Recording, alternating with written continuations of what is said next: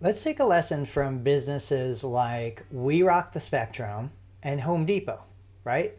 We Rock the Spectrum is a business that was started, it's actually a franchise started by a woman whose son was being treated at a local physical therapy, occupational therapy clinic. She wanted more therapy than was being provided. She determined that the best way for her to do it was to purchase the equipment. And she started buying the equipment like swings and trampolines and the things that her son was doing in therapy. She would buy it and bring it to her house. Well, she found that not just her son, who had been diagnosed with autism, was enjoying the benefit of this equipment, but her other children were enjoying the equipment. So she started a small franchise where she would go and rent a space. She would bring in the essential pieces of equipment. I can't remember if it was 12 or 15 pieces of equipment.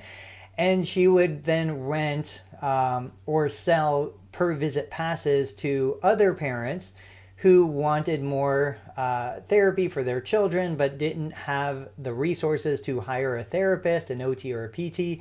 So they would be able to come in, pay per session, and use the equipment. It's an interesting concept. I love the independence of it.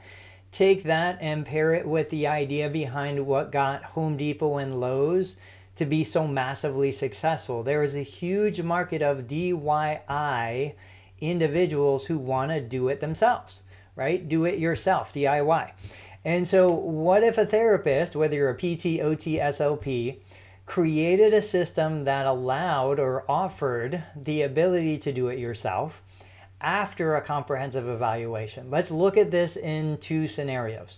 So in my vision of what I would do something in this world, it would probably be along the lines of maybe everybody has an evaluation, right? Every client that gets referred to my facility has an initial evaluation. During that initial evaluation, the therapist develops the optimal plan of care, taking into account that this particular patient plans to do it themselves. There's really a couple options. The patient could at that point decide, you know what, I don't want to do it myself. I want you to be my therapist. I don't want to go through conventional therapy. The patient could then decide, you know what, I do want to do it myself, but I don't have the equipment at home, so I want to come and have access to the facility.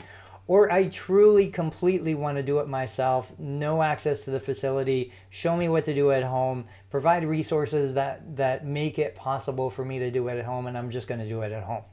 So those are going to be the three scenarios we look at and investigate in this video, and we'll discuss the financial impact of all three, because I think you can offer all three concurrently if you develop the systems to allow you to do that. So the traditional conventional therapy, new client comes in, you do the evaluation, you develop the plan of care, you make the recommendations for what's best, what fits within the budget and what they can do. And the patient decides to hire you as the therapist, whether it's through a third-party payer or it's a cash-based service. Awesome. We're all familiar with that. We do it every single day. There's no need to go into that kind of business model. You know what it works like, how it works. The second one is do it yourself in my facility.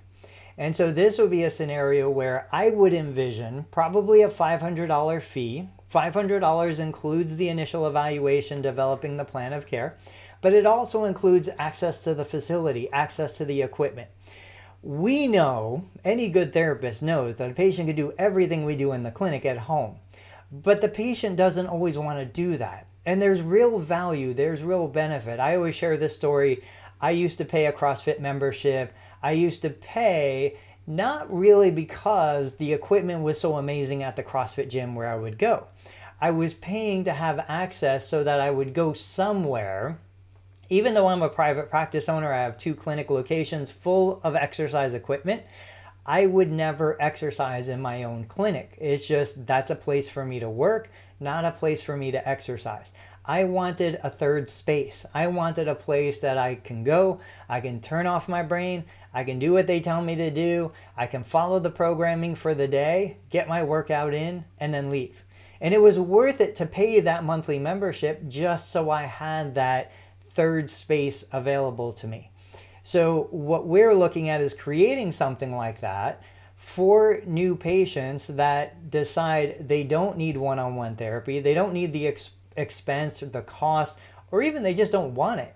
They just want to be shown what to do and be able to do it on their own. And they want access to the facility and the equipment that we have purchased, that we have prescribed within the plan of care. I would imagine a $500 fee. If they have third-party reimbursement, the reimbursement would cover a portion of that. So you guys know, with a traditional Medicare Part B plan, if a patient came for a new evaluation, here in Ohio, the 2022 fee schedule, approximate reimbursement for the initial evaluation CPT code is about $83, and then about $23 for a unit of therapeutic exercise. Somewhere around the same $20, I think, for a unit of manual therapy, and then around $29 or $32 for a unit of therapeutic activity. So if I'm charging or expecting $500 for this program, and the covered services under Medicare reimburses somewhere around $132, then the patient would be responsible for the difference. The difference of the 500 minus the 132. And that would cover access to the facility and some amenities that they wouldn't otherwise have. The third option is truly do it yourself without my facility. And in a case like that, the evaluation would be a covered service under Medicare. It would still be done in the same manner, but with the understanding that we're going to prescribe exercises and activities that will only be done at home or in the patient's own fitness center. And if I want to offer an upsell to a video home exercise program or some sort of additional educational content that goes beyond the scope of the initial evaluation, then that would be offered for sale. And that could be $50, it could be $100, it could be a monthly membership, however you choose to do that. But these are three scenarios that I think tap into a new market of patient, a new demographic.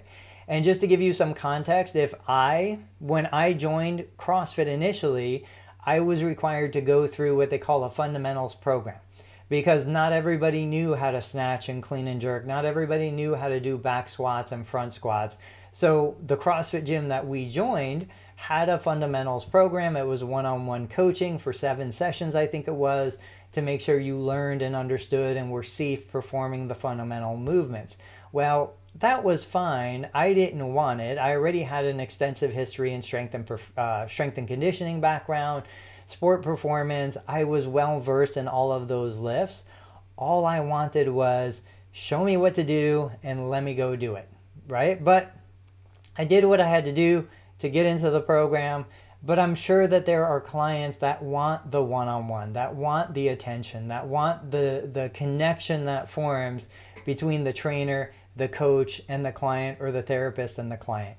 But there's also a huge demographic that does not want that. They want the information, they want the education, and then they want the freedom to perform it for themselves. And I think that demographic goes underserved because nobody is offering that. So think about that. Think about that as a business model that might be an adjunct to what you're already doing. And let me know what you guys come up with on the backside. I'll catch you on the next video.